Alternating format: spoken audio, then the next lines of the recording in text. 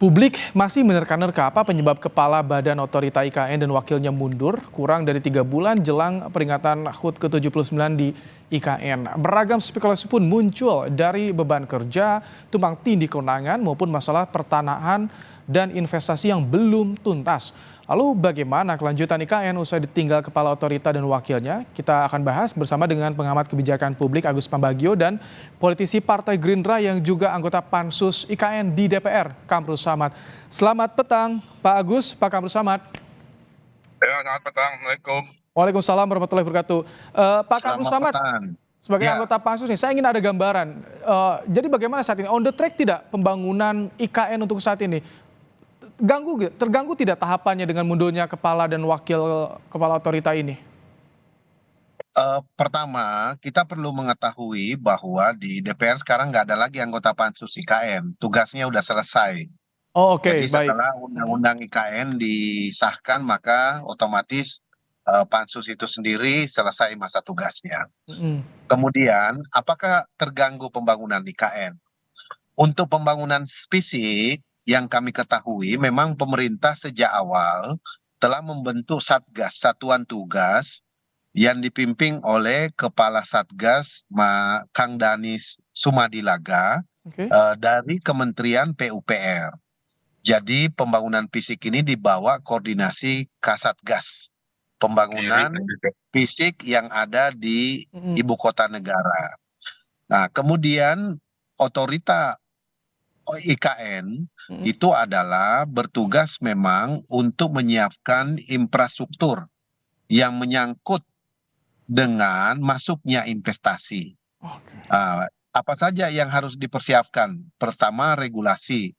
Yang kedua, pemetaan lahan yang clear antara satu dengan yang lain. Yang ketiga, tentunya yang berkaitan dengan pengembangan ke depan. Karena di dalam Undang-Undang IKN ini disebutkan bahwa masa pembangunan IKN ini dengan 4 tahap: perencanaan, pembangunan, pemindahan, dan pengoperasionalan itu lebih kurang 25 tahun, yaitu sejak 2022 sampai 2045. Jadi ada 23 tahun waktu yang diberikan pemerintah untuk melalui 4 fase: perencanaan, pembangunan, pemindahan, dan pengoperasionalan. Jadi kami yakin dan percaya bahwa langkah pemerintah menunjuk Menteri PUPR sebagai pelaksana tugas Kepala Otorita IKN bisa sekaligus mempercepat jalur koordinasi teknis baik untuk ketersediaan lahan maupun untuk kerjasama atau regulasi yang berkaitan dengan investasi yang akan masuk di IKN. Begitu, Mbak. Baik, Pak Agus, kalau Anda melihat ini alasan mundurnya kepala dan wakil kepala otorita IKN ini tak gamblang dijelaskan. Publik banyak yang berspekulasi, banyak rumor. Yang bisa Anda baca dari mundurnya kepala dan wakil kepala IKN ini apa, Pak Agus? Ya, bisa saja kan sekarang adalah mundur atau dimundurkan, kan begitu. Persoalan IKN itu kan memang investasi dan tanah. Investasi itu tidak akan ada dari luar, mau sampai kapanpun ketika infrastruktur belum beres. Membangun ibu kota seperti IKN, kalau infrastrukturnya sudah beres, baru investor itu mau masuk. Kan nggak bisa, investor harus menghitung. Kalau dia bangun hotel, ada berapa orang akan berkunjung ke situ? Bangun pasar, bangun rumah sakit, sama. Nah, sekarang yang dipaksa adalah investor lokal. Tentu investor lokal itu maulah nanti barter politik dan sebagainya. Biasa itu terjadi. Nah, sekarang persoalannya kalau mundurnya itu dipaksa mundur atau mengundurkan diri.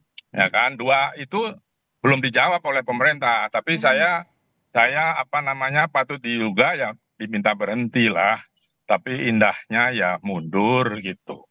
Itu sih. Oke, Pak Kamrul Samad, apakah ini ada kemungkinan dimundurkan? Karena belum ada penjelasan yang gamblang nih soal alasan mereka mundur.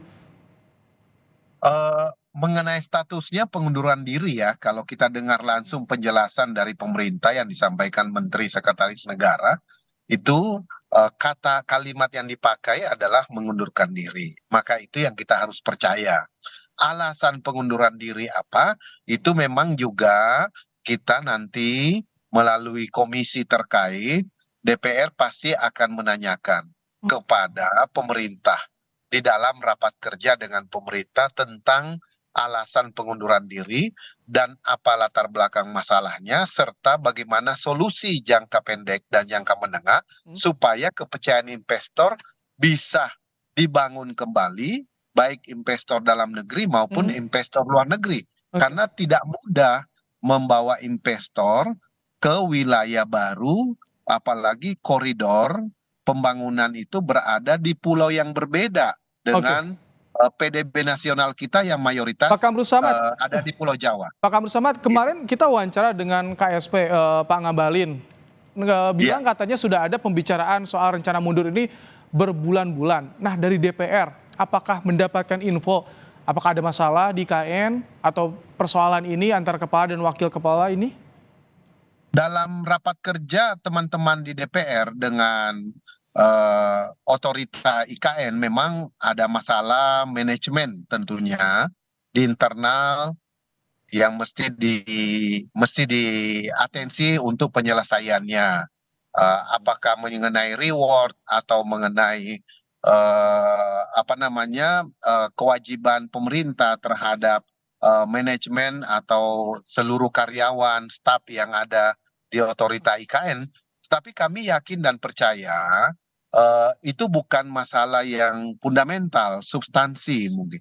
Ada sesuatu yang kita ingin dengarkan lebih jelas, lebih gamblang dari pemerintah, dan forumnya saya kira adalah rapat kerja pemerintah dengan DPR. Itu jauh lebih elegan dan itu bisa kemudian rakyat mendengar apa rencana kerja pemerintah ke depan untuk menyelamatkan pembangunan IKN ini, khususnya menjaga kepercayaan investor untuk masuk dan juga menuntaskan permasalahan lahan yang ada di sana. Begitu, Mas. Pak Agus, ternyata tadi disampaikan dari Pak Kamru Samad ada permasalahan manajemen internal. Ini bagaimana ke depan soal nasib IKN jika melihat kondisi seperti ini, Pak Agus? Bisa percaya lagi nggak investornya? Sebetulnya masalah besar itu masalah sosial. Saya berkatakan berkali-kali kepada ketua IKN maupun pemerintah, kita itu perlu ada namanya antropologi social research yang sampai hari ini nggak tahu, karena gesekan di masyarakat pasti akan besar. Itu jauh lebih besar dari masalah mundur tidak mundurnya ketua OIN. Nah, sekarang kita perlu tahu juga itu kan tidak ada datanya. Kan sekarang terbukti tanah bermasalah. Itu rame nanti. Saya sudah ketemu dengan dua ahli waris dari kerajaan Kutai dan Kartanegara itu mengatakan bahwa mereka tidak mau begitu saja, ya harus dibeli tanah itu gitu ya. Nah, itu yang harusnya diperhatikan, karena memang mereka mengusir dan sebagainya. Kemarin kan rencananya begitu, sehingga mereka membangunnya macam ini aja, developer, bukan dengan sistem birokrasi. Apakah ini artinya menurut Anda perencanaannya ini terburu-buru, tergesa-gesa ketika tadi disinggung soal social reset yang belum dilakukan, Pak Agus? Ya, katanya sudah dilakukan. Kalau terburu-buru itu tipikal approach-nya presiden. Presiden kan mau cepat. Ya, justru yang cepat infrastruktur itu maintenance operasinya akan sangat mahal, sudah terbukti di mana-mana.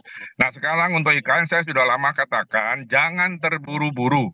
Pertama, tanah itu lembek, di situ lempung gitu, kalau hujan jadi kayak bubur, itu katanya sudah ditangani secara teknis. Oke lah, saya percaya, saya bukan orang teknis. Tapi itu harus diperhatikan. Kita lihat nanti seperti apa. Kalau semua terburu-buru seperti ini, tidak akan pernah beres. Mungkin jadi, tapi cost operation sama maintenance kan sangat mahal. Contoh jalan tol, contoh bandara, contoh kereta cepat, mahal sekali itu. Baik, Pak Kamru Samad, dengan tadi sederet permasalahan yang ada saat ini di IKN, bagaimana untuk mengembalikan kepercayaan publik? Apakah perlu juga nanti kepala dan wakil kepala yang definitif untuk bisa percaya nih investor? Iya, itu udah pasti dalam perencanaan pemerintah. Kita meyakini itu, dan langkah Presiden Joko Widodo hari ini berada di lokasi itu bagian daripada action di lapangan untuk meyakinkan bahwa pembangunan terus berjalan. Ini menunjukkan keseriusan pemerintah supaya kepercayaan investor bisa dikembalikan dan tidak menjadi polemik di tengah-tengah masyarakat tentang pengunduran ini. Jadi kita optimis bahwa dalam waktu yang tidak terlalu lama juga bisa didefinitifkan. Kalau toh harus dirangkap dengan oleh Menteri PUPR juga langkah yang tepat, karena memang kinerja Menteri PUPR selama ini cukup baik dari segi pembangunan infrastruktur di seluruh wilayah Nusantara kita. Kemudian permasalahan lahan, saya kira dengan adanya Wamen ATR BPN juga di situ akan jauh lebih memudahkan, rantai koordinasinya akan jauh lebih pendek, akan jauh lebih mudah tentunya, lebih efektif karena berada dalam satu atap yang sama. Nah, itu yang kita harapkan sehingga langkah-langkah taktis yang sementara waktu diambil ini bisa kemudian didefinitifkan di waktu-waktu mendatang yang tidak terlalu lama. Begitu, Mas. Pak Agus, apakah perlu Presiden menjelaskan kepada publik alasan kepala dan wakil kepala otorita ini mundur dan bagaimana nasib IKN ke depan agar investor publik percaya? Nggak usah, karena investor pun kalau ini dijelaskan tidak akan masuk juga. Karena investor kan ini masih masih tempat kosong yang infrastrukturnya belum jadi, mereka tidak akan masuk. Jadi pengaruh itu tidak akan berubah gitu. Yang penting sekarang bagaimana ini infrastruktur dibangun. Yang dibangunnya pasti harus pakai APBN, tidak bisa tidak.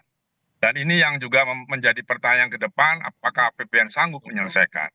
Investor akan datang ketika infrastrukturnya sudah selesai. Tidak mungkin investor datang tanpa ada yang kepastian. Kan sudah terbukti ketika Pak Menteri Investasi bicara, Pak LBP bicara, kan nggak ada buktinya datang. Ya kalau cuma MOU aja kan itu kayak orang nembak kekasih kan gitu ya. Ya MOU, tapi setelah itu tidak ada legal standingnya. Nah jadi sekali lagi buat pertanyaan Anda tidak perlu dijelaskan, orang sudah tahu kok. Ya kita buat investor juga tidak akan menarik investor apapun yang terjadi karena memang infrastrukturnya belum jadi. Makanya pindah ibu kota jangan terburu-buru, pindah warung aja perlu waktu, apalagi pindah ibu kota. Oke, ada hajatan besar nanti yang akan digelar di ibu kota rencananya untuk peringatan Hari Ulang Tahun Kemerdekaan Republik Indonesia. Kita nantikan bersama bagaimana realisasinya. Terima kasih Pak Agus Pambagio, Pak Kamru Samad telah meluangkan waktu di Kompas Petang sore hari ini.